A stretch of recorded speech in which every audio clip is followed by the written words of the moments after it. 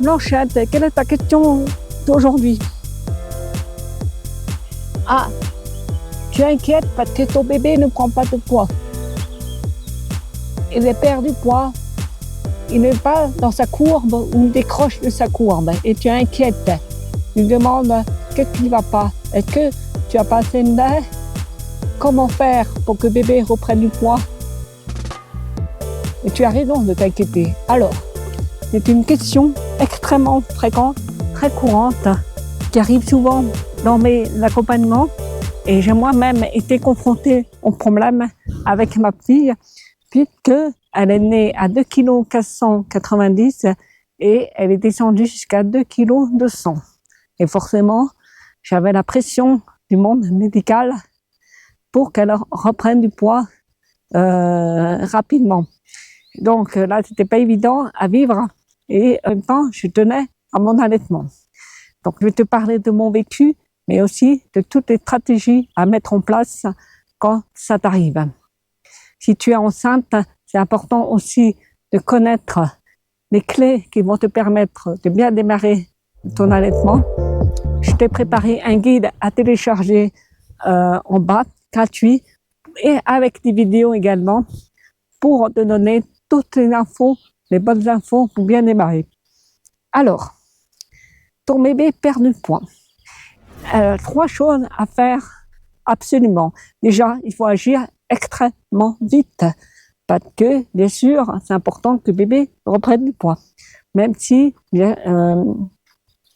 il faut nuancer en fonction de l'état de santé du bébé, mais aussi à quel moment ça arrive. Si c'est tout de suite après la naissance ou si c'est quelques jours, quelques semaines plus tard. Et puis comprendre pourquoi ça arrive et comment y remédier. Ici, je vais te délivrer un plan d'action en 3 étapes. On va agir sur 3 fronts principalement. Alors, c'est pas exhaustif. Pour cela, je t'invite à faire un accompagnement personnalisé avec une professionnelle formée en allaitement ou tout simplement me contacter en DM sur Instagram ou par mail ci-dessous ou tout simplement prendre rendez-vous sur mon site. Première chose à faire, examiner la conduite de l'allaitement. Comment l'allaitement est conduit, c'est-à-dire, ce qui est important, le nombre de tétées par 24 heures. C'est un minimum, à savoir 8 à 12 tétées par 24 heures. Déjà, en le disant, je m'aperçois qu'il y a beaucoup de mamans qui n'ont pas du tout cette notion-là. Donc, déjà, en le disant, ça va mieux, ça va rassurer aussi si ton bébé demande beaucoup de ça. C'est tout à fait normal et physiologique. Donc, pas d'inquiétude. Et ce sont bien des tétées, parce qu'on ne parle pas de repas, on ne parle pas de donner à manger. Vraiment, on met le bébé au sein régulièrement, souvent, et on n'attend pas, on le met. Donc déjà, regarde combien de tétées par 24 heures. Minimum 8 à 12. S'il n'y a pas le quota, il y a de fortes chances que, tout simplement, le bébé ne reçoive pas assez de lait. Donc, forcément, il pourrait expliquer son retard de croissance. Alors, bien sûr, il y a toujours des exceptions, des bébés qui sont super efficaces et qui arrivent à prendre beaucoup de lait en une fois. Ça arrive, mais quand même, un bébé qui s'endort souvent au sein, qui se met en économie d'énergie, eh bien, à ce moment-là, il faut agir. Et là, comment agir? C'est d'aller au-delà de ses besoins. Il faut proposer de toi-même le sein à ton bébé et fréquemment. C'est-à-dire, tu vas lui proposer le sein toutes les 20, toutes les 30 minutes, minimum toutes les heures. C'est hyper important. Tu n'attends pas. Tu mets ton bébé au sein, même si tu dors, tu le mets au sein. Parce que de toute façon, le bébé, il est fait pour grossir, pour prendre du poids. Donc, s'il sent une arrivée du lait, il va prendre. Si tu répètes ça fréquemment, tu vas forcément multiplier la quantité de lait prise sur 24 heures. Alors, ne t'inquiète pas si tu as peur qu'il prenne un rythme très soutenu. Non, là, on est vraiment dans le cas où c'est important que bébé prenne du poids et donc ingère des quantités de lait. Donc, autant que ça soit ton lait plutôt que du lait en poudre, d'éviter le passage au biberon avec le lait artificiel.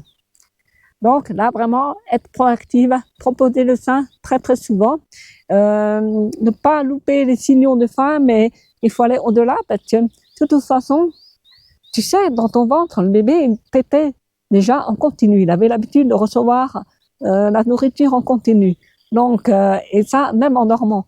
Donc, je le dis parce qu'il y a des mamans des fois qui me disent « Oh, il dort, je ne veux pas le réveiller. » Mais tu vas pas le réveiller en fait. Tu le prends, tu le mets contre toi. C'est là qu'il est bien.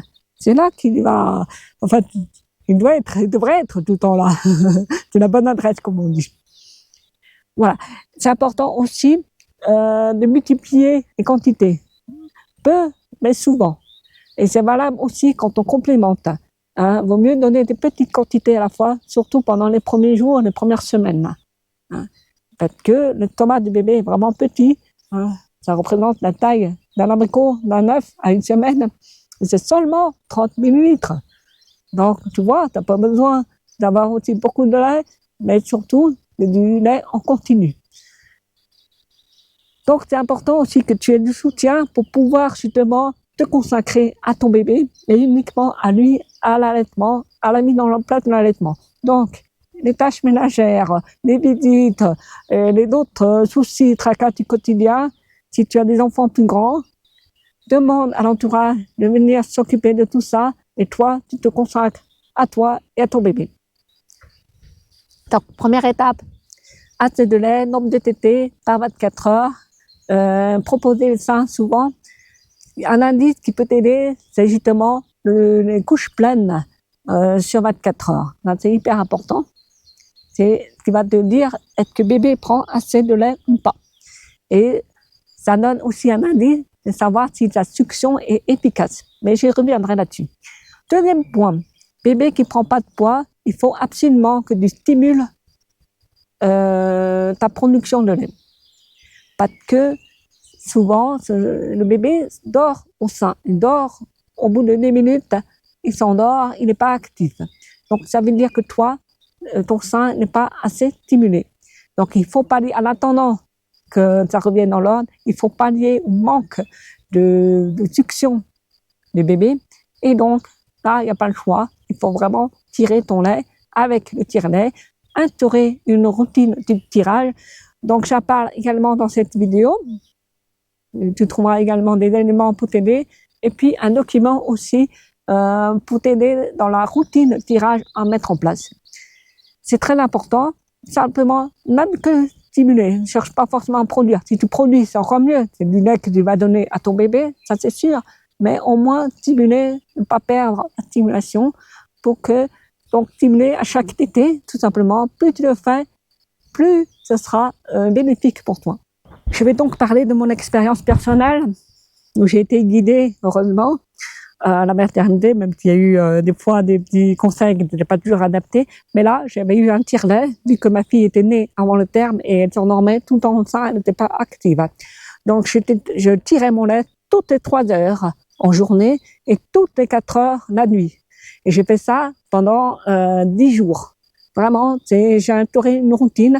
D'abord, le tété, toujours le sein en premier à bébé, environ une vingtaine de minutes, et les deux seins, enfin en tout les deux seins, proposer les deux seins, et ensuite je complétais, je donnais mon lait que j'avais tiré au préalable et que je donnais à mon bébé. Si tu n'as pas de lait, c'est pas grave, tu l'as en poudre, c'est provisoire. Si tu as du lait à toi, c'est encore mieux, mais surtout pas se mettre la pression parce qu'il y a plein de choses à gérer. Donc vraiment, il faut que bébé aussi puisse prendre du poids. C'est important pour pas qu'il m'écrive davantage. Donc, je tirais mon lait, je donnais le sein au bébé. Ensuite, elle recevait son complément à la seringue, surtout pas de biberon. Et ensuite, je faisais mon tirage de tire-lait. Donc, évidemment, il s'est écoulé du temps. J'avais très peu de repos et je recommençais au bout de la 3e heure. Et ainsi de suite. Et la nuit, je mettais le réveil. Je donnais aussi le sein à un bébé. Vraiment, j'ai instauré ce rythme. Alors, j'ai pu le faire parce que j'étais à la maternité puis à l'hôpital. Donc, j'avais pas de souci de faire le ménage des repas et tout ça. Et aussi parce que j'étais en forme physiquement que j'avais eu un accouchement tout à fait naturel, j'avais super bien récupéré. Mais c'est pas forcément ton cas. Donc, c'est sûr que c'est adapté, mais c'est important. C'est ça qui m'a permis aussi de démarrer l'allaitement. Et puis ma fille, ensuite, alors elle a eu d'autres problèmes qui ont expliqué aussi cette faible prise de poids, notamment la jaunisse. Ça, c'est très fréquent pour les bébés qui sont nés avant le terme. Mais c'est important de persévérer sur le long terme parce que faut ne pas lâcher. Et c'est important aussi d'avoir du soutien émotionnel. Et je me souviens que ça m'a beaucoup manqué. Et c'est pour ça que moi, j'accompagne les mamans parce que je suis là pour soutenir. Parce que c'est pas évident, moralement, on est épuisé et puis on a tendance à lâcher. Alors moi, je suis derrière, je suis là à encourager, je dis, mais non, tu vas y arriver, vraiment. Et j'aide la maman à se projeter sur le long terme. Et je l'aide aussi à se reconnecter à ton pourquoi. Je t'aide à te reconnecter à ton pourquoi. Pourquoi tu veux allaiter? Pourquoi? Une chose que je précise, puisqu'aujourd'hui je suis formée conseillère et coach en allaitement en naturel. J'avais pas forcément à l'époque les connaissances lorsque ma fille est née, j'ai complété après. Donc à l'époque, je ne savais pas, je connaissais pas les dictons du DAL, dispositif d'aide à la lactation. Ça, c'est quelque chose vraiment que je te recommande. Je fais d'autres vidéos là-dessus que tu peux voir, ainsi qu'un article dans mon blog pour avoir plus de détails. C'est vraiment la chose que je te recommande et qui permet aussi de gagner du temps entre le tirage et puis la stimulation du bébé au sein. Petite astuce Blanchette qui va aider ton bébé à prendre du poids. La petite astuce magique que je te révèle ici et à toi maman. En fait, quand tu tires ton lait, si tu as la chance d'avoir un peu de lait, même si c'est que 10 millilitres, tu vas cumuler, tu vas les mettre au frigo et au bout de la journée, tu vas peut-être avoir 10 litres, 10 millilitres, plus 5 millilitres, puis encore 5, ça va te faire 20 millilitres. Tu les mets au frigo et puis au bout de la journée, tu vas voir qu'il y a une petite couche de gras qui va se former sur ton flacon de lait. Et cette petite couche de gras, c'est vraiment les bonnes graisses très caloriques pour ton bébé. Eh bien, tu le prends, tu les crèmes et tu le donnes à ton bébé à la petite cuillère. Il n'y a pas besoin de beaucoup, mais ce gras-là va être vraiment bénéfique et ça va booster la prise de poids du bébé. Donc, c'est vraiment la petite astuce que je t'invite à essayer et qui marche super bien et que tout le monde ne connaît pas. Le troisième point très important, quand un bébé perd du poids ou a du mal à prendre, c'est évidemment, pendant ce temps-là, pendant que tu fais tout ça, il faut bien sûr que ton bébé soit nourri. Hein. Il faut qu'il prenne du poids parce que plus vite il reprendra son poids, plus vite il pourra être vigoureux, ne pas s'endormir au sein et ne pas se mettre en économie d'énergie. Donc là, c'est ce que je disais, et l'idéal, c'est de donner ton sein en premier, toujours, on met bébé au sein. Et ensuite, on complémente avec des contenants alternatifs, soit avec ton lait maternel ou du lait artificiel. Faut pas se mettre la pression là-dessus. C'est temporaire. Et puis, idéalement, au DAL, dispositif d'aide à la lactation, vraiment que je te recommande, pas du tout le biberon, même qu'il soit soi-disant respectueux de l'allaitement, tout ça, c'est du marketing. Vraiment, je n'y crois pas. Bien sûr, pas de tétine, hein, c'est contre-productif, au moins pendant les 6 premières semaines de l'allaitement. À savoir que les bébés tout petits, ils savent prendre le lait au gobelet et même à la paille. Vraiment, ça c'est très méconnu, mais c'est important d'essayer parce que tous les moyens autres que le biberon, ça va préserver ton allaitement. Ensuite, donc ça c'est vraiment les 3 actions que je te recommande. Sur ce, je t'invite à t'abonner à la chaîne parce que tu trouveras encore plein d'autres conseils et astuces pratiques vraiment pour t'aider dans ton allaitement. Surtout si tu as un projet d'allaitement long, non écourté, jusqu'au sevrage naturel parce que c'est mon combat de tous les jours. Vraiment, j'y crois à fond. Pas Blanchette. J'ai également d'autres pistes parce que des fois, même en appliquant tout ça, eh bien, il y a encore des choses qui coincent. Mais ça demande un accompagnement plus personnalisé, plus approfondi. parce que j'ai fait le point, vraiment le tour avec la maman, parce que l'allaitement, c'est pas que nourrir ton bébé, c'est bien au-delà. Il y a plein de mécanismes qui rentrent en jeu, des facteurs, aussi bien, on va dire, dans ta tête que dans ton corps, que ça soit conscient ou inconscient.